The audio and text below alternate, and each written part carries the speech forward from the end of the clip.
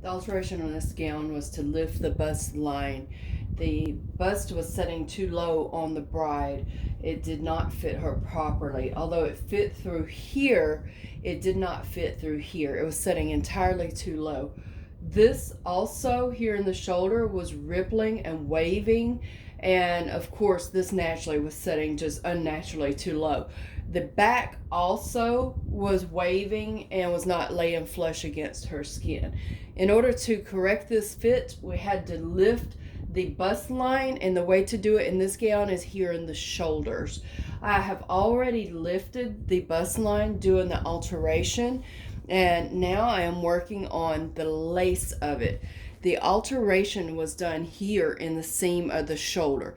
It is hidden by all of this lace. In order to expose the seam to do the alteration, I had to remove the lace. I only remove the lace in the area where the alteration is going to be done, which in this case is the shoulders. I do not mess with this lace at all, or in the bust line. There's no need for it. So I removed all of this lace. That's what these pins are here for, is to hold it back in place. It is sitting here. I have already completed the alteration of the lifting of the shoulders, which lifted the bust line. I've completed the alteration. I have now placed all of the lace back in place, and I have pinned it here. I've already started sewing it down, so I'm about midway, so there's no pins here. I've sewn it already here in the armholes. I like to start at the armholes because it stabilizes the lace so it does not move while I'm working on the other parts. When I work with the lace, I do this all by hand. Any alterations to lace, whether it's an addition, replacing it, I always do all of that by hand when it's in the bodice, because it will create a rippling effect or dimpling effect in the lace, and when I'm applying it with a machine. So I don't do any of that by machine. Also with a machine, I wouldn't be able to disguise this back here anyway. It would show all of the seams, it would show all the dimpling, all of my work.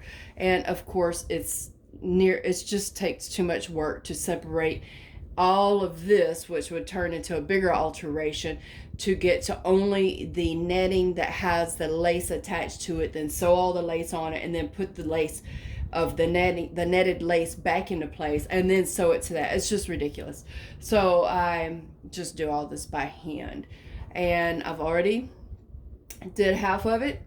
I am going to complete the remainder of it. I do use a very fine point needle when working with lace. I would love to find at the needles that are really long to work like this. They're hard to find, so I just have compromised over the years and start using a little darning. I think it's what this is, a darning needle. But the fine point I need so that I can grab all the details, the very fine lines of the lace. I want to stay with the integrity of the design of the lace. I do not want to alter it in any way, and I do not want my stitches to show. The whole goal in doing this alteration is so that you cannot see that it has been altered, and there would be a perfect fit for the bride. All right, I'm gonna finish up my lace work, and I will get back with you.